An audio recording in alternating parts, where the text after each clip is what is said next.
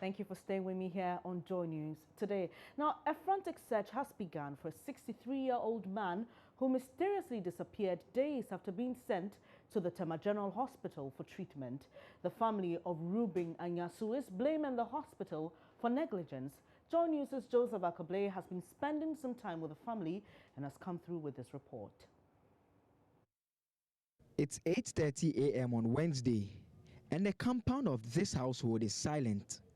Close to the door leading to the main house, the family members are busily discussing their next line of action, their eyes teary. It has been a long search for one man, 63-year-old Ruben Anyasu.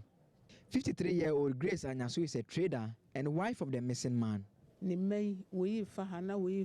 She is seated close to one of her 7 children, 26-year-old Kingsley Anyasu. Close to the empty seat is Ruben, another son. It's a story that started on the 31st day of December when 63-year-old Ruben Anyasu, a retired accountant, was led out of this household to the Tema General Hospital. His wife Grace explains why Ruben was sent to the hospital. He was vomiting and defecating. We took him to the hospital and were asked to purchase some drugs, which we did. They later told us his sugar level was high. She tells me what happened afterwards. One of his children paid him a visit on Tuesday. He realized on arrival that his stains were in the room, but he was nowhere to be found. We asked the nurses and was told he was seen around some few minutes ago. They stated that they even attended to him at 5 a.m. We haven't seen him up until now. Each nurse we engaged, we were asked to hold on a bit. His 2 children share how they received the news. They both agree it hit them hard. It was very shocking because actually when we heard it, we were like, how come? Seriously, I was believing they will see him. Personally, I was believing. I was hoping that he will be found. That's on Tuesday. Ruben's poor health did not affect his cognitive ability, the family says. Each time we visited, he engaged with all in a normal way. I was informed by my child that the doctor had stated that he will be released on Tuesday.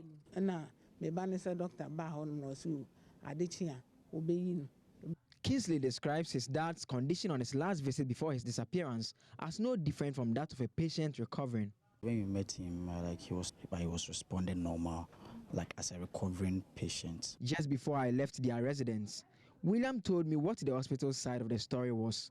He's not convinced. Before we went to him, we spoke to the administrators and the senior nurses, 2 senior nurses. We spoke to them about my dad's disappearance. They were like, they are on it. But it's like they are too calm. They are not that.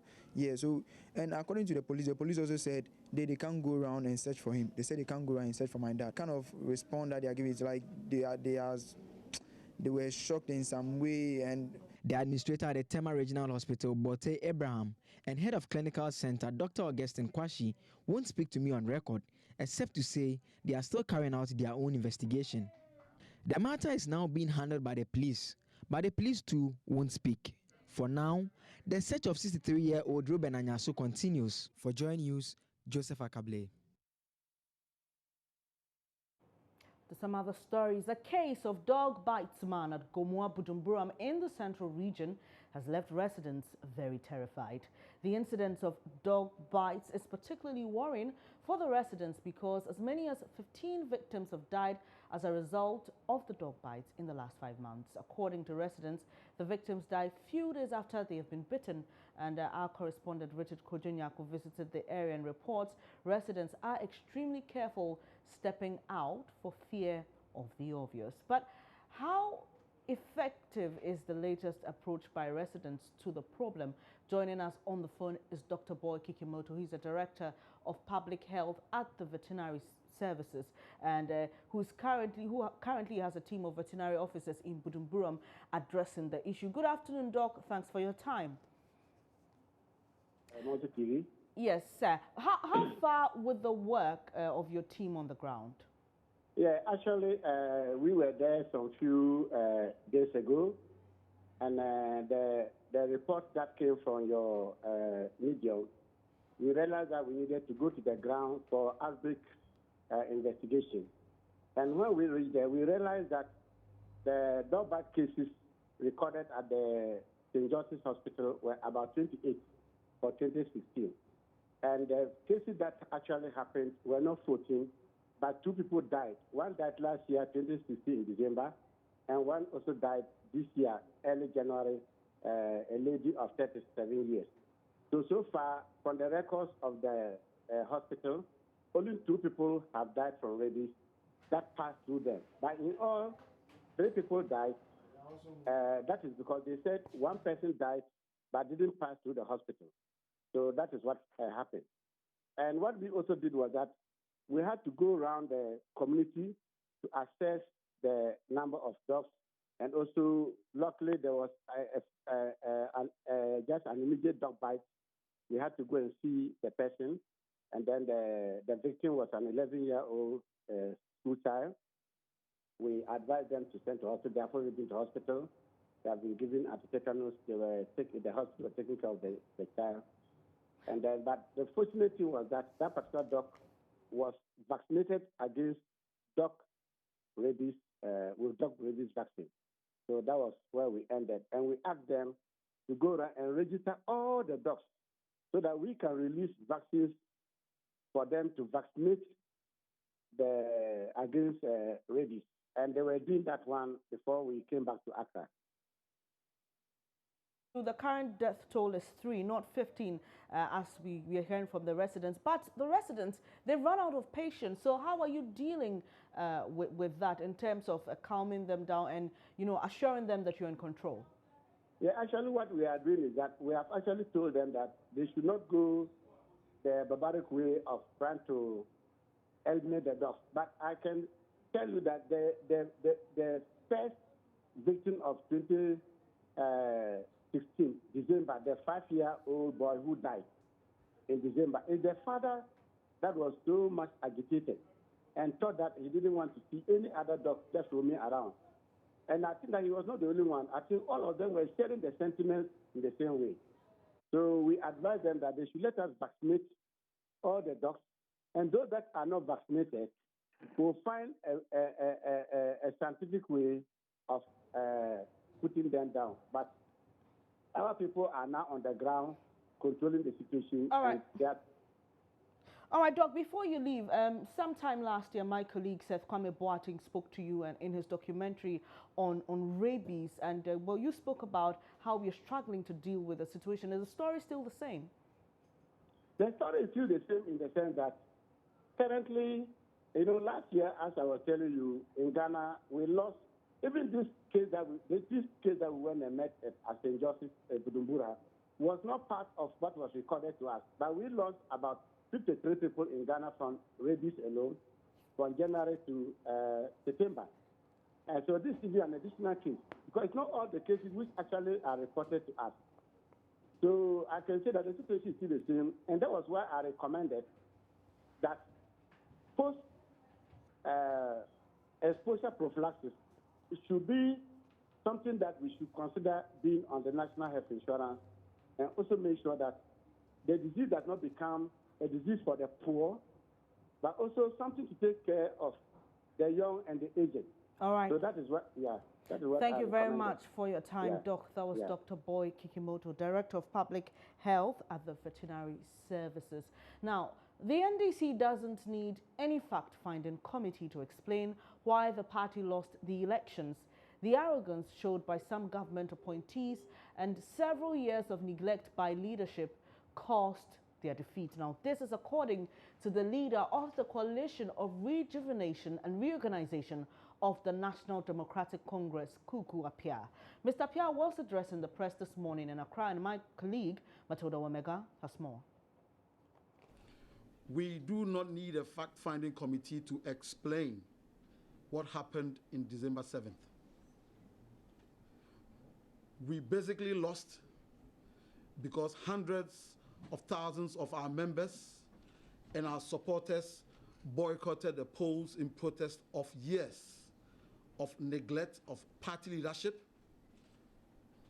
some arrogant government appointees, that is the behavior of some arrogant government appointees, and the ineffective election campaign. This is just the bottom line and nothing more to it. Our members and supporters say the party abandoned its grassroots base, that is the working people, the youth, women, and indigenous business people once the party got power. Instead of policies, programs, and institutions to uplift its considerable and important constituency, our government offered only spin. It surrendered control to foreign economic interests and backward social forces that have always undermined ordinary people's aspirations. Members and supporters were also embarrassed at the abuse of office that appeared to characterize our government in recent years. Our members and supporters claim the party's presidential and parliamentary campaigns sidelined experienced hands and party organs in favor of inexperienced and unaccountable appointees, relatives and friends that do not know what the party stands for. Indeed, the creation and adoption of campaign teams outside the main party structures, from the national to the constituency level, also contributed to the general apathy of the party's support base. The party starved our organizers and activists of resources needed to develop and deliver meaningful political messages, addressing grassroots concerns, and to reorganize polling day operations. We focused on unconvincing messages around infrastructure, distribution of gifts, which only fueled the public perception that government was corrupt. We paraded entertainers and fly-by-night campaign organizations who lacked political credibility. Despite our disappointment with leadership, we must avoid personality attacks. Our crisis will not be resolved simply by playing the musical chairs or playing the ostrich. We must shelve our premature and unproductive debates on 2020, that is, who leads us in 2020, and focus first on the systematic and organizational failings that allowed leadership to perform abysmally in the December 7th polls. That was Kukwam Pia, leader for the Coalition of Rejuvenation and Reorganization of the NDC, giving his reasons why the NDC lost the general election last year. Now, commercial banks prepare to pay the new minimum capital requirement from the central bank. Emmanuel Abuajiri has more in business after this.